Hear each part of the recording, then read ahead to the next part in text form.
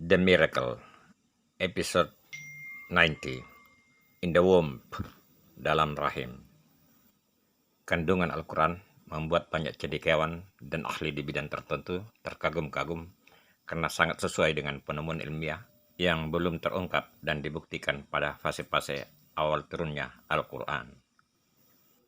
Salah satu di antara mereka adalah Profesor Keith Elmore, MSc, PhD, mengakui kebenaran ayat-ayat Al-Quran yang baru bisa diketahui pada ilmu sains modern. Keith Elmore bukan orang sembarangan. Ia seorang profesor di divisi anatomi di Fakultas Bedah di Universitas Toronto, Ontario, Kanada. Berikut ini ayat yang membuat Profesor Moore kagum dan membawanya untuk bersyahadat bahwa Muhammad adalah utusan Allah. Menurut dia, sangat tidak mungkin Muhammad yang hidup di abad ke-7 atau 14 abad yang lalu dapat mengetahui secara akurat proses janin dalam rahim kalau bukan karena wahyu. وَلَقَدْ خَلَقْنَا الْإِنسَانَ مِنْ سُلَالَةٍ مِنْ طِينٍ ثُمَّ جَعَلْنَاهُ نُطْفَةً فِي قَرَارٍ مَكِينٍ ثُمَّ خَلَقْنَا النُّطْفَةَ عَلَقَةً فَخَلَقْنَا الْعَلَقَةَ مُضْغَةً فَخَلَقْنَا الْمُضْغَةَ عِظَامًا فَكَسَوْنَا الْعِظَامَ لَحْمًا ثُمَّ أَنشَأْنَاهُ خَلْقًا آخَرَ فَتَبَارَكَ اللَّهُ أَحْسَنُ الْخَالِقِينَ. Dan sesungguhnya kami telah menciptakan manusia dari suatu saripati berasal dari tanah. Al-Mu'minun 12.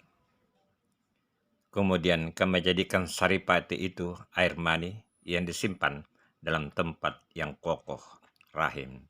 Al-Mu'minun 13. Kemudian air mani itu kami jadikan segumpal darah.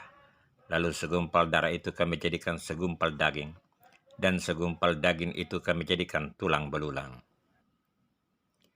Lalu tulang belulang itu kami bungkus dengan daging. Kemudian kami jadikan dia makhluk yang lain, berbentuk lain. Maka maha sucilah Allah, pencipta yang paling baik. Al-Mu'minun 14.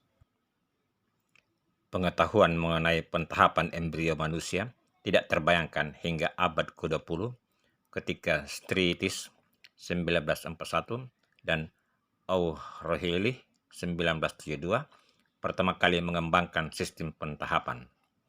Terlebih lagi tentang 3 lipat kegelapan ternyata dimaksudkan kepada 3 pelapisan, yaitu dalam lapisan dinding perut, dinding rahim, dan selaput janin. Menurut Profesor Dr. Moore, ilustrasi tentang embrio yang telah berkembang di dalam peranakan baru muncul pertama kali pada abad ke-15 Masehi oleh Leonardo da Vinci. Jauh sebelum itu, pada abad ke-2, Galen pernah menggambarkan ihwal plasenta dan selaput-selaput janin dalam buku On the Formation of the Fetus. Namun jauh berbeda dengan yang diuraikan pada abad ke-7 Masehi. Pada waktu itu, para ahli kedokteran telah mengetahui bahwa embrio manusia berkembang dalam uterus, peranakan. Tetapi tidak seorang pun yang mengetahui bahwa perkembangan tersebut berlangsung secara bertahap. Malah, pada abad ke-15 pun belum didiskusikan, apalagi digambarkan. Setelah mikroskop ditemukan oleh Leeuwenhoek pada abad ke-11, barulah uraian tentang tahapan-tahapan permulaan embrio mulai diselidiki para ahli. Hasil penelitian itu sangat sejalan dengan penjelasan Al-Quran.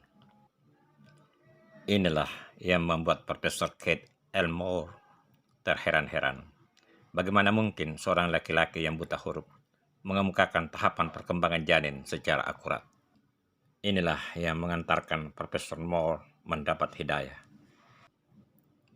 Selain Profesor Moore, Sangat banyak ilmuwan kelas dunia yang masuk Islam karena mukjizat ilmiah Al-Quran. 4 di antaranya sebagai berikut. Dr. Maurice Bucaille, seorang dokter ahli bedah asal Prancis. Profesor Leopold Warner van en Gravels, seorang ahli saraf asal Australia. Tejatat Tejasen, merupakan ahli anatomi asal Thailand.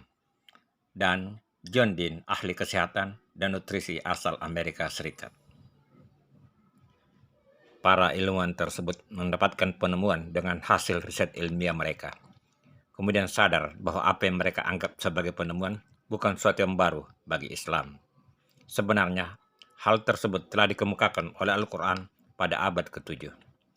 Pengakuan mereka dibuktikan dengan bersahadat.